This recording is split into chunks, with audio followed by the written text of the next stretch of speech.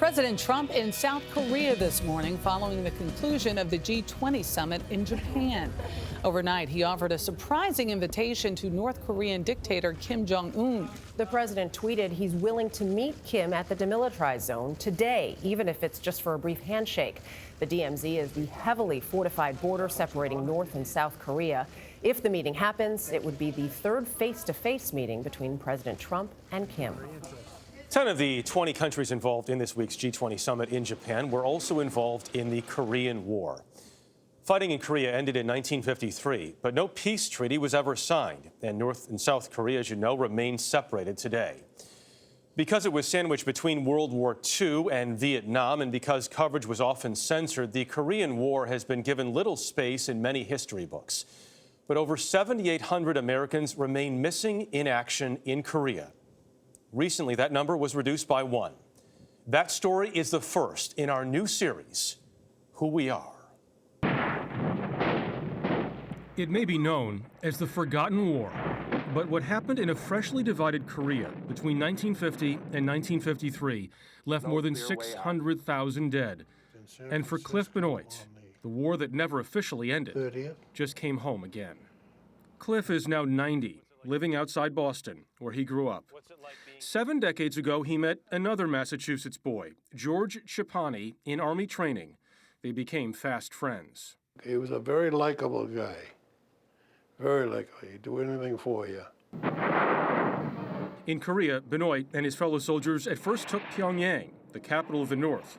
But after China entered the war, Benoit and his fellow soldiers were surrounded and captured near the village of Unsan.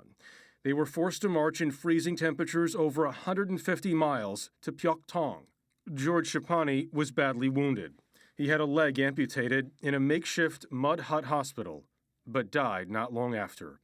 Cliff was the man who buried him in the winter of 1951. We dug a hole 6 inches deep and put him in, covered him with rocks, dirt, branches. Why was it so important for you to do that?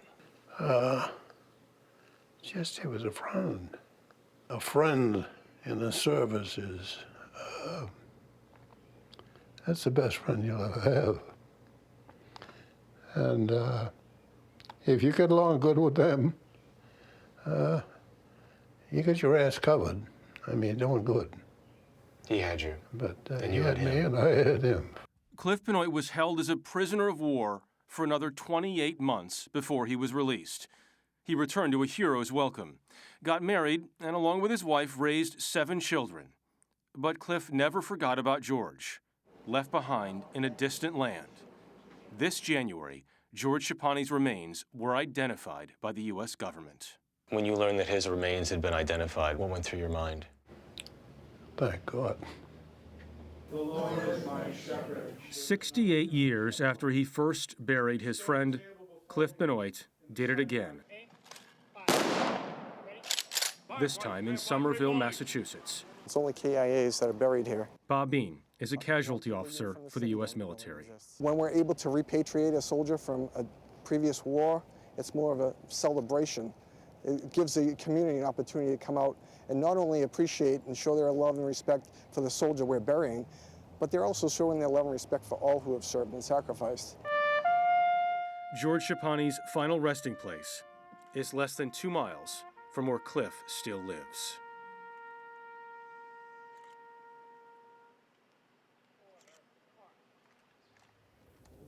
After being a prisoner of war for 33 months in total, Cliff then went back into the Army. Wow. For another decade.